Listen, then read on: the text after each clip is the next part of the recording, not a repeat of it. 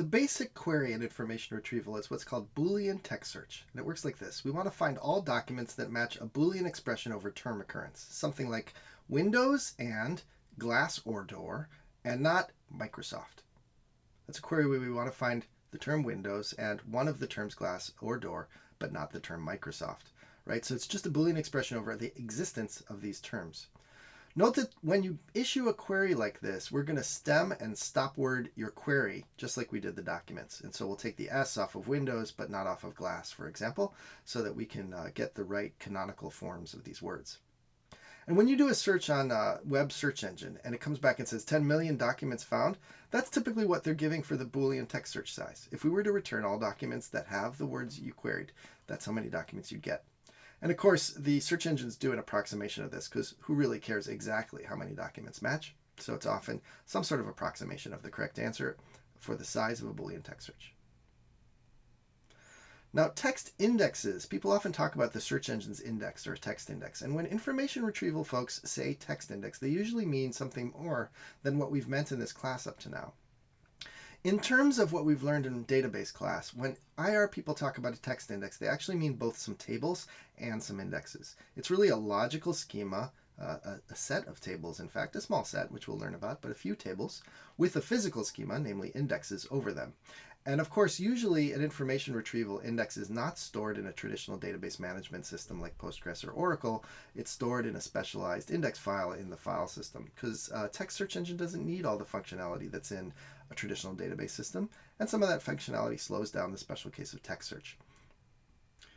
I'm going to use a relational lens on information retrieval to describe the way that they think about indexing data. And this is a bit non-standard. Information retrieval don't view the world through the lens of relations.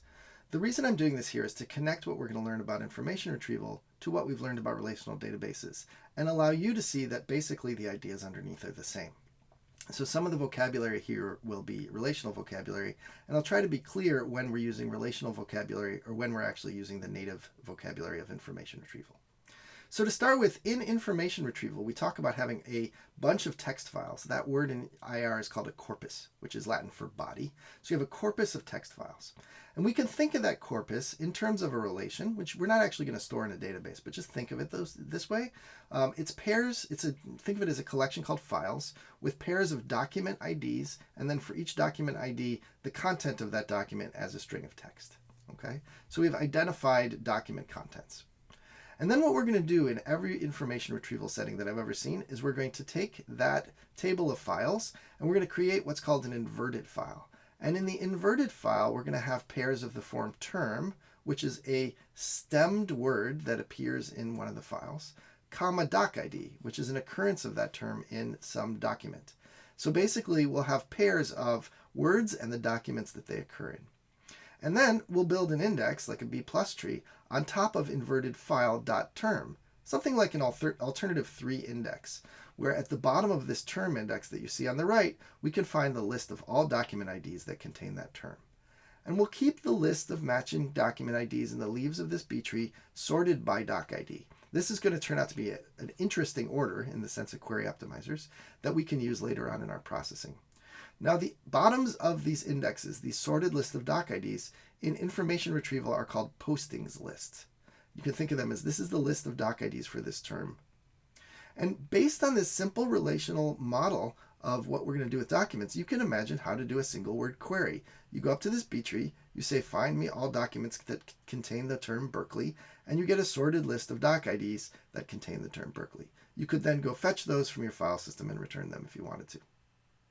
So here's an example of an inverted file, which has some snippets from an old class web page from my class and an old Microsoft.com homepage. And you can imagine searching this thing for the terms databases, which we would stem and turn into database. We'd find exactly one match on the left. And the term Microsoft, where we would look on the left and we'd find 2 matches.